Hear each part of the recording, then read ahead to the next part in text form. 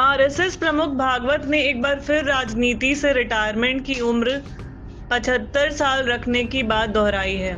व्यक्तिगत तौर पर प्रधानमंत्री नरेंद्र मोदी के लिए मुश्किलें खड़ी कर देने वाला यह बयान है। 17 सितंबर को नरेंद्र मोदी का जन्मदिन है।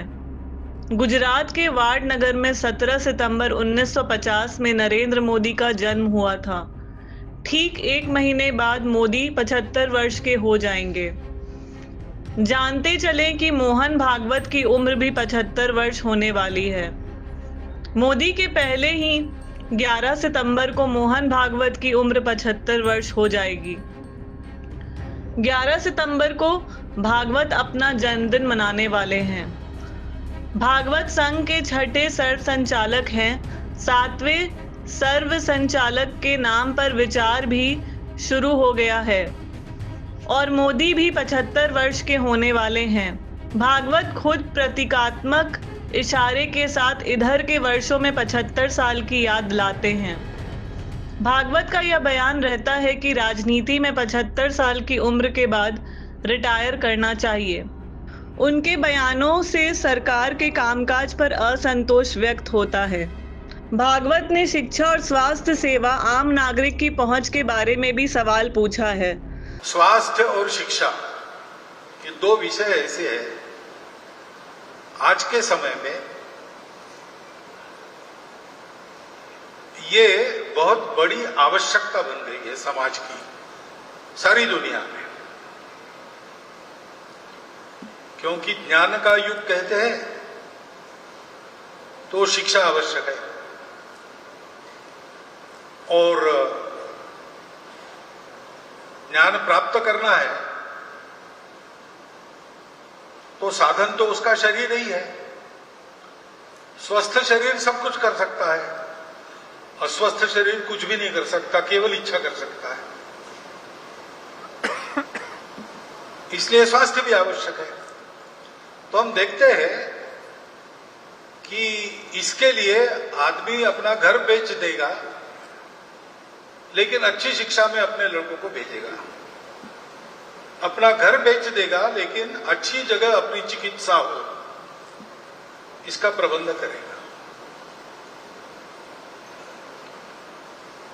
और सबसे अधिक आवश्यकता सबको प्रतीत होती है स्वास्थ्य के लिए, शिक्षा के लिए। लेकिन दुर्भाग्य ऐसा है कि ये दोनों बातें आज सामान्य व्यक्ति के पहुंच से बाहर और उसके आर्थिक सामर्थ्य के पहुंच के बाहर। स्वास्थ्य के मामले में बीमा योजना को व्यापक बनाया गया है और 70 वर्ष से अधिक आयु वर्ग के प्रत्येक व्यक्ति को आयुष्मान कार्ड दिया जा रहा है। व्यवहार में बीमा योजना स्वास्थ्य की गारंटी से सरकार के मुंह चुराने जैसी बात है। कल्याणकारी राष्ट्र या राज्य अपने नागरिकों को स्वास्थ्य सेवा की गारंटी देता है। प्राइवेट संस्थान बीमार व्यक्ति के पसंद और चुनाव के आधार पर बेहतर व्यवस्था के लिए रह सकता है, परंतु सरकार पर हर नागरिक के स्वास्थ्य की पूरी देखरेख करने का दायित्व है। भागवत ने नागरिक स्वास्थ्य का सवाल उठाया है। मोदी की सरकार और भाजपा या अन्य राज्य सरकारों पर सवालिया निशान है। कांग्रेस नेता राहुल गांधी कभी भी भाजपा सरकार और राष्ट्रीय स्वयंसेवक संघ को अलग करके नहीं देखते हैं, कभी भी उन दिनों के अंतर विरोधों को उजागर नहीं करते हैं। राहुल गांधी हमेशा ही सरकार और आरएसएस के दक्षिणपंथी इरादों को मिला करके आलोचना करते हैं, परंतु मोहन भागवत या आरएसएस कैंप के लोग कई दफा सरकार के खास पहलुओं की आलोचना करते हैं। 2024 के लोकसभा चुनाव परिणामों के बाद से भागवत की नाराजगी स्पष्ट रूप से दिखाई दे रही है।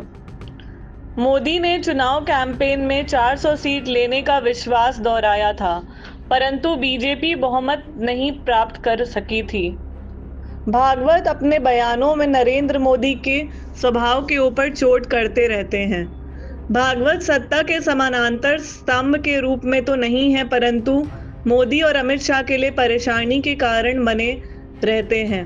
मणिपुर के लिए मोहन भागवत की आलोचना राज्य की डबल इंजन की सरकार और केंद्र की भाजपा सरकार दोनों पर निशाना साधती है।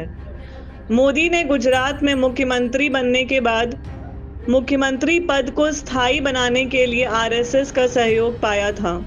मोदी सरकार ने कई दफा प्रत्यक्षतः यह काम किया था और कई दफा परोक्ष रूप से राज्य में अशांति और दंगे के माहौल की मदद की थी, परंतु बाद में मुख्यमंत्री रहते हुए आरएसएस खेमे से उनकी इसीलिए आलोचना हुई थी क्योंकि वह डेवलपमेंट प्रोजेक्ट के लिए कई मंदिरों को अपने स्थान से हटा रहे थे या उजाड़ रहे थे।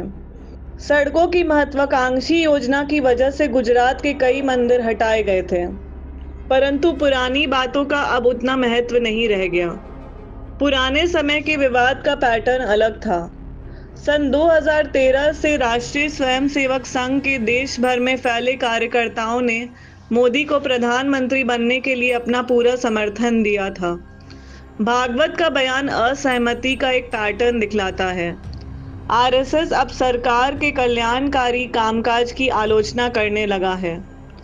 आरएसएस प्रमुख होने के नाते खुद भागवत अक्सर व्यापक संघ परिवार के भीतर भी एक स्वतंत्र आवाज के रूप में कार्य करते हैं। एक समय तो समाचार जगत में यह चिंता थी कि आरएसएस और सरकार के बीच में दरार पक्की हो जाएगी, परंतु इस समय नागपुर में एक आयोजन के लिए मोदी के संघ मुख्यालय जाने और वहां रुककर भागवत के साथ बात करने को महत्व दिया गया था।